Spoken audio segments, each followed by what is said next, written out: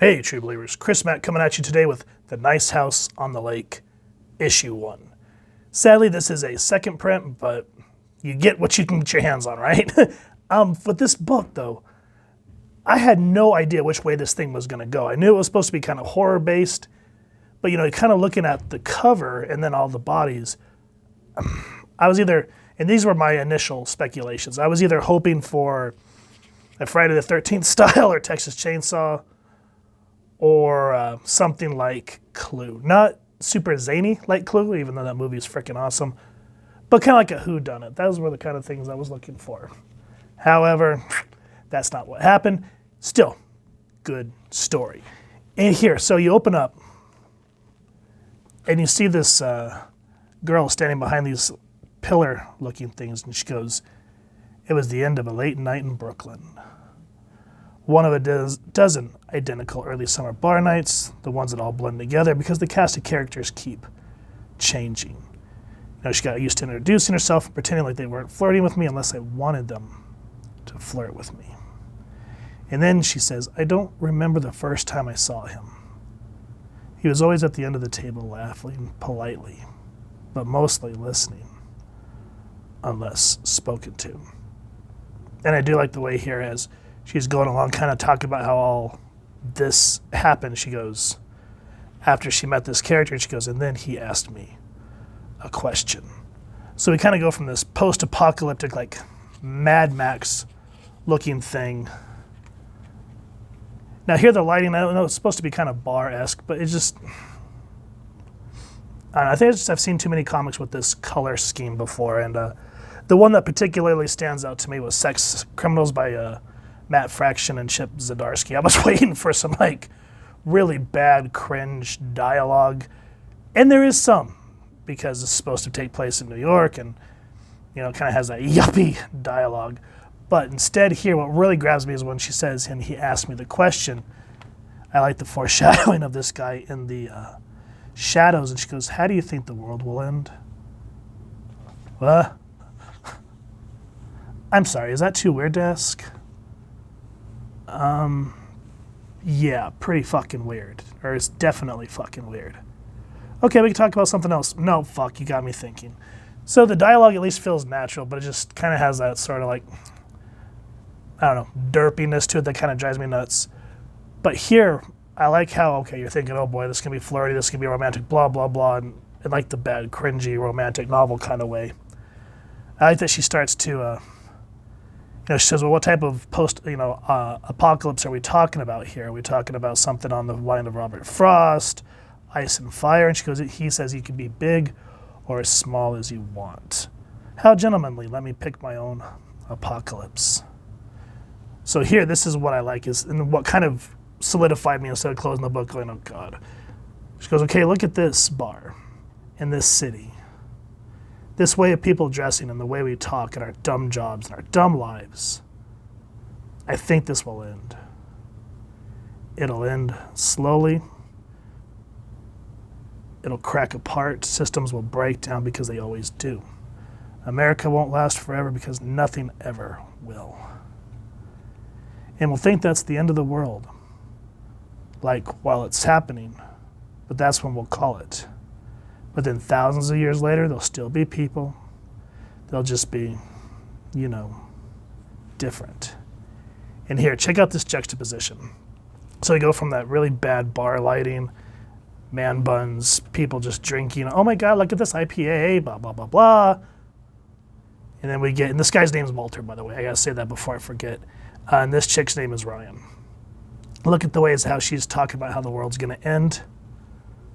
Look at kind of how it just changes the themes of the bar, literally, kind of giving that nice symbolic look about it. And then Walter says, I'd like to continue this conversation sometime. And so here she's putting on her mask.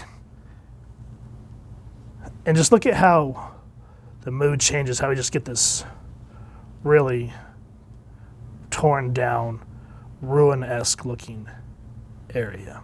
And she's talking about how from here, her and Walter would kind of hook up here and there and whatnot. And he always seemed to be kind of the more reserved kind that would more monitor her. And then we get a really long-ass email, which I was like, that's a lot of reading. But that's what kind of sets the scene. Like, one thing about this book that irks me, well, you know what, let's put a pin in it. Just keep this page in mind, and when we get to what I want to talk about, y'all remind me, okay? Actually, it's here. Because everyone hadn't heard from Walter for almost 2 years. And he goes, hey guys, I've been so busy. Sorry, and to make it up to y'all, my friend said that we can use his cabin in Wisconsin. I wanted to add a few photos, but not too many, because then you guys may not believe that what you're seeing is realistic. Now, with that said, remember these symbols here? Just kind of helping you all out there. Now, with that said, he says, I'll send more detailed itinerary as we get closer to the dates of when I want you guys to be here. And then we open up on this, which is essentially what we just saw on the cover, but without all the 9 million skeletons. I do like the way how they made it look like it was actually floating on the water and rippling. That was a cool effect. Now let's talk about who made this. This is James Tynion IV writing. Alvaro Martinez Bueno doing the arts and covers. Jordi Bellel colors and world design letter. Here's everyone else working on the book, and Nice House on the Lake was created by James Tynion IV and Alvaro Martinez Bueno. Now here, this is what I'm talking about, where this particularly, I get what they're going for, but, and we've said this 1,000 times, comic books are a visual medium, not this. And then you open it up this way. I kind of feel, and I could be wrong, and if I'm wrong, feel free to make fun of me down in the comments, but to me, in a sense, the way that they set that up is it feels like Tynion's trying to test the waters of, look how this could easily be made into a TV show, because everyone always wants a TV deal, which I get, but at the same time, it's like, respect the medium that you're currently in before jumping mediums, and stop making it feel like it reads like a TV show. That aside, we're gonna let it go, because the artwork is beautiful. So the date arrives, and here, the reason at the beginning when I said this kind of felt like Clue to me a little bit, is because we start to see, okay, Ryan Kane, which is the main woman that we've been following thus far, 26-year-old New York cluster, first encountered 5 years ago at Bittergarten, 33 in Greenpoint, is a friend of the comedians, then girlfriend, chosen in Brooklyn, New York 6 months ago. And then we kind of get like a little logo and it says the artist. And that kind of reminds me of Clue when, who was it? I can't remember which character it was that came in and said, well, my name is, oh, it was Colonel Mustard. He goes, my name is Colonel, no, for the use of tonight, we're going to use an alias. And that's when they got Colonel Mustard, Professor Plum, Ms. Peacock, etc., so forth. And so that's what I was kind of hoping, because this was a miniseries. I think it's supposed to be 12 issues or something like that. I was kind of hoping that it was going to be a whodunit. Excuse me. Now here we get introduced to the writer, Nora Jacobs. And here's where I said the dialogue got a little cringy for me, because all these people start to notice and recognize one another through Walter. And she goes, where is it? Hey, I know you. Oh God, he dragged you into this? I'm so sorry, what a fucking monster. Nah, it's fine. You haven't gone inside yet? Is it not fine? Oh, it's fucking perfect inside. I feel like I'm sullying the place by even looking at it. If I had the money, I'd go to the motel off this freeway. I guess I'll stay here in paradise instead. My firm's second choice.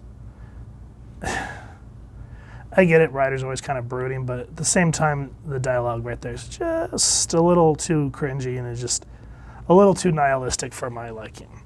But here, what the fuck? I know. Seriously, what the fuck? It's disgusting, isn't it? I want to throw up and die now that I know this is a real place. See, dialogue to me, and maybe it's just because I'm old, but that, who talks like that? My God. It's just saying, wow, this is great. Ugh, it's fucking disgusting. I want to throw up and die. Ugh. Anyway. And then, of course, we get the comedian, and it just kind of continues on. This is where we start to get to introduce to all the cast of characters. And here I was just kind of, can we speed this up a little bit? Because as you can see, it gets to be a little reading,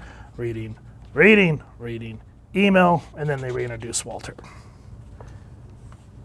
And this is where the book actually kind of drew me back in, because I was about to say, okay, if this is just all reading, I'm noping the fuck out.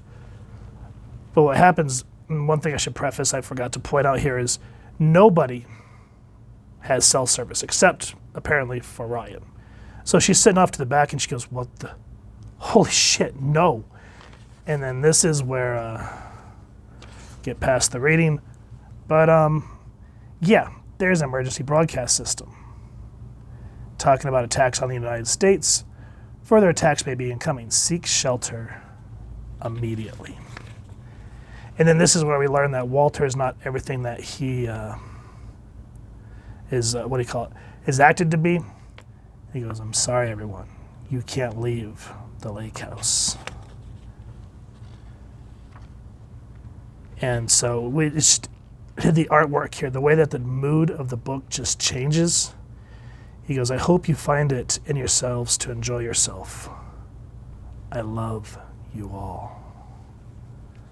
And that's where the book leaves you, because something seriously just effing happened and you're just like, what the world? And that's what kind of got me excited, is because instead of it being what I wanted it to be, it just kind of became a full 180. Instead of it being like a homicidal maniac on the loose or a whodunit, which I always love whodunits, but they kind of put this on, at this point we just know it as a nationwide scale. We don't know if it's global. And that's what got me excited and actually makes the cover make more sense. So with that said, guys, if you've enjoyed what you've seen, please first and foremost support your local comic shop and see if you can get this issue by itself. I was only able to get my hands on a second printing, which I'm not going to complain. And I have issue 2 coming in the mail. So if y'all want to see issue 2 reviewed, let me know down in the comments. And if you have enjoyed this review, we really would appreciate it if you take a moment to hit like, share, and subscribe. Helps the club channel more than you could possibly know. And if you don't mind hitting that fancy little Walter bell next to subscribe, that way as we continue to upload content, you guys get notified. Come to the channel, and we love talking with you and hearing your thoughts and feedback down in the comments below, or our social media pages, which I'll make sure to leave the links down in the description. So with all that said, thank you so much for stopping by. Hope you all continue to have an absolutely amazing day reading, and happy hunting, true believers.